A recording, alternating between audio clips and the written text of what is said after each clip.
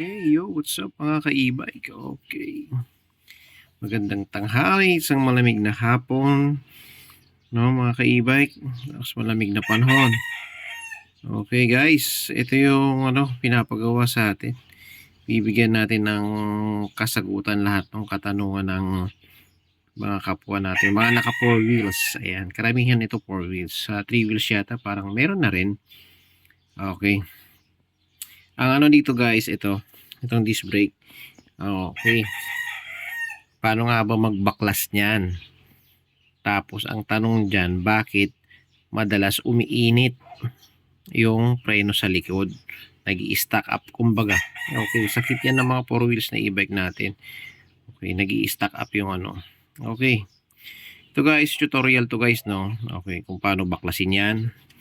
Kung paano baklasin, tapos kung ano yung dapat i-consider natin na dapat mahigpit lagi.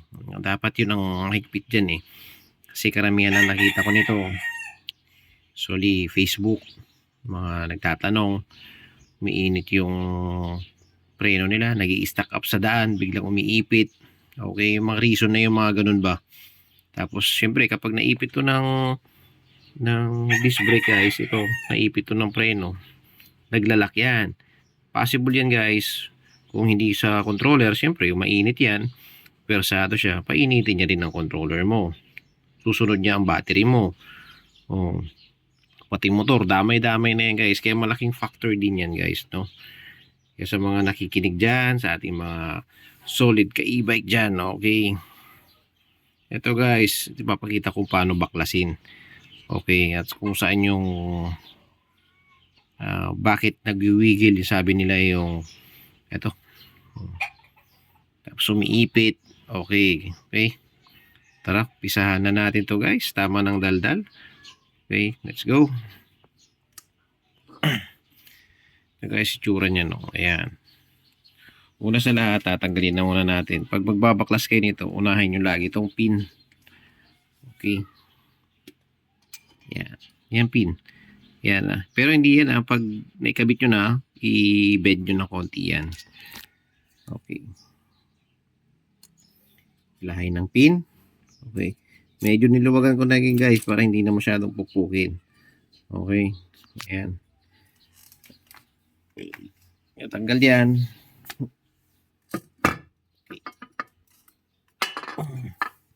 I-actual ko lang sa inyo guys, no, yung gawaan niya yan. Eto, niluwagan ko na rin yan para hindi na masyadong matagal. Okay, yan. Merong washer yan, may lock washer yan na isa.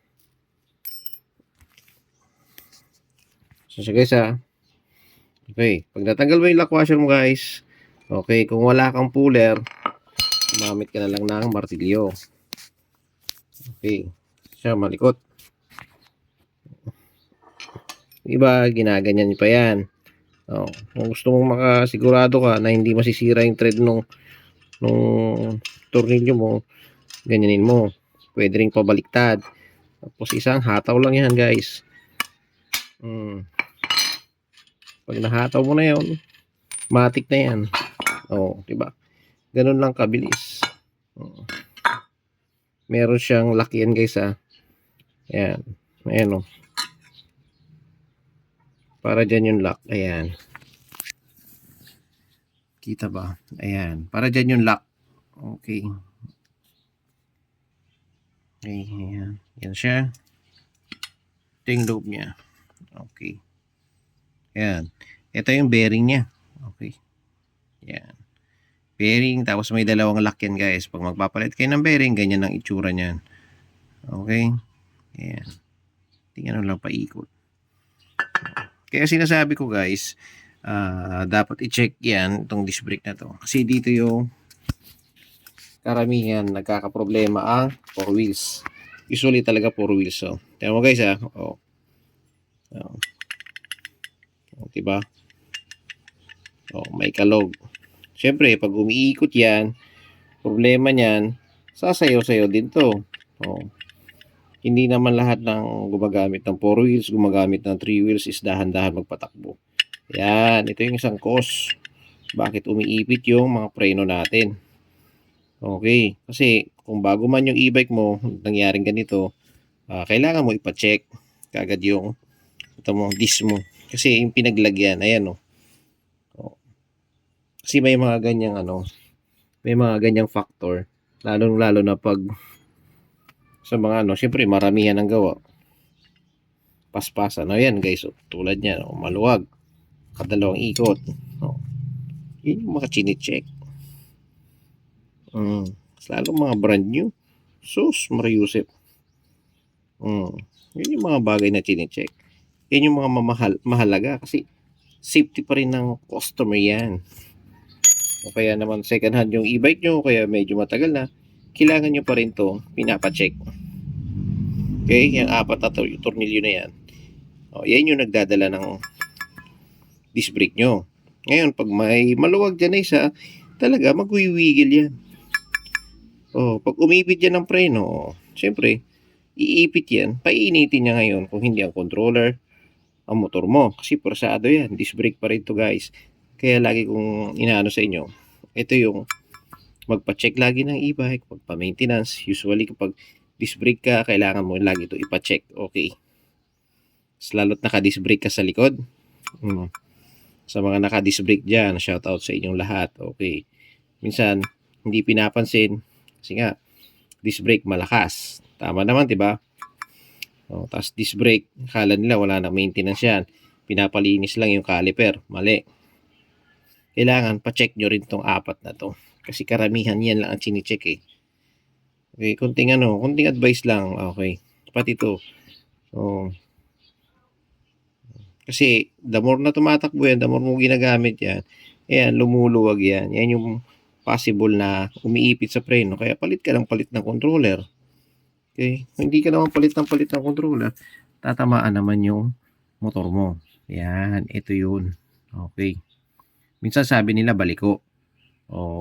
Ibig sabihin sa ibang words, tagilid, tabingi, mga ganun ba? No. Pero yun, dahil lang dito sa lock na yan, yung apat na yan. Hindi lang mahigpit. Kaya guys sa may mga 4 wheels dyan na naka-disc brake yung likod, sa mga may 3 wheels dyan, naka-disc brake ang likod, hindi lang po caliper ang pinapa-check. Okay, pa-check nyo rin po, pabaklas nyo din po itong inyong disc brake pads, disc brake po. Ayan, para makita na talagang maganda yung pagkakalapat kasi talagang yan, lumuluwag yan. Dami ko nang chinek na ganyan. Iinit daw yung preno. Pangalan to, dikit na dikit yung preno kasi nga ganyan. Kasi nga may kalog. Okay. Ayan ilan lang naman yan. Hindi naman matagal baklasin yan. Okay, yun lang. Kung babaklasin mo. Isang nut, gulong. Wala nang iba. No. Kaya guys, pag nagpa-maintenance kayo, siguraduhin nyo rin na ipa-check nyo yan. Kasi malaking bagay yan guys. Okay. Hindi naman sa hindi lang sa change oil na bubuhay yan. Kailangan din, yan, check nyo rin yung mga preno nyo. Lalo to, sabi ko nga, kasi kapag hindi naman disc brake, kapag drum brake lang, madali lang naman yun eh. Cleaning yun. Ang tawag naman doon sa kanila, cleaning. Okay. Ito sa inyo naman, sa mga naka-disc brake, ayan. Check up malala. Ayan, ang tawag ko dyan check up malala. Okay. Ayan, guys. Ayan diba? Kinis. Ayan. Ayan lang siya. Tapos dito na yung gulong. Pagbalik din naman, ganun din lang naman.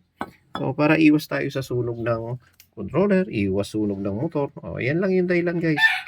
Kung bakit umiinit yung mga natin. Nag-i-stack up bigla yung disc brake natin. Dahil dyan. Dahil dito. Dahil maluwag. Biglang umiinit yung mga natin, mga controller natin. Dahil dito maluwag din kasi umiipit yan. Kahit isa lang ang maluwag dyan, paluluwagin niya yan. Okay. Kaya ingat-ingat lang din guys, no? Okay. Yan guys, konting paikot lang ulit. Guys okay. Huwag ipagdamot ang check up ng disc brake natin. Okay. Ayan. Okay guys, dito ko natapusin to, no? Ganun lang kadali. Kung paano nyo binaklas, ganun lang din ibabalik. Okay. Left and right guys ha, pahabol ko nga pala. Left and right ang pinapacheck dyan, hindi lang left, o hindi lang right. Left and right, okay? Sa mga naka-disc brake, ito yon, ito yung cause, no? Kaya ugaliin natin magpa-check up ng ito, disc brake natin, okay? Okay, ayan naman, natapos na naman natin ang isang video guys, no? Okay, sana nakatulong yung simpleng video kong to. Okay, sa mga may e-bike na 4 wheels, ito yung madalas na sakit ng e-bike nyo. Okay, naka 3 wheels, naka 4 wheels, okay, basta naka disc brake ang likod, ito yung usually sakit ng mga e-bike nyo. Umiinit ang preno, wiggle ang disc brake, okay, tapos palit ng controller dahil nasusunog dahil lang dito sa mga to, 4 na tornilyo. Ganun sila kahalaga yan guys. Okay, okay guys, dito ko natatapusin to guys ha. Ride safe, power. Peace out. Peace. Power kay God. Power.